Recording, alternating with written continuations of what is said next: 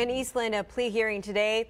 The daughter of a murdered Throckmorton man looks at her father's killer in the eye before he's taken back to prison. Brad Wilson pled guilty to avoid the death penalty. KTEX's reporter John Rapolo was at the Eastland County Courthouse today and has this report.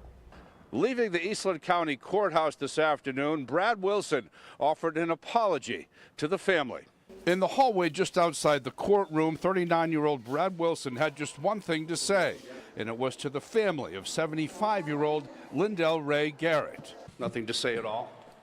I apologize to the family.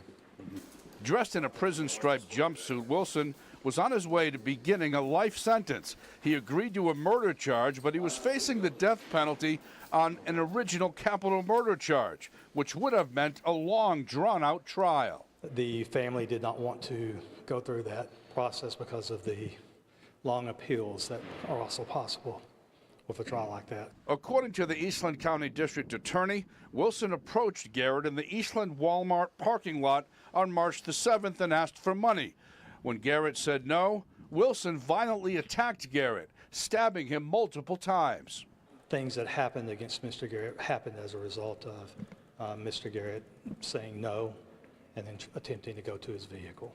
Garrett had 9 children and 22 grandchildren. One of his daughters read statements from the family in court. She said her father was a kind, loving, very religious man who was a minister. At one point, she told Wilson to look directly at her and said, "I want you to cry out every day in prison, because I cry out every day, because I miss my father."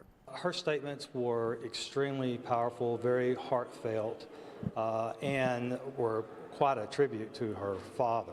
In Eastland, John Rapolo, KTEX News.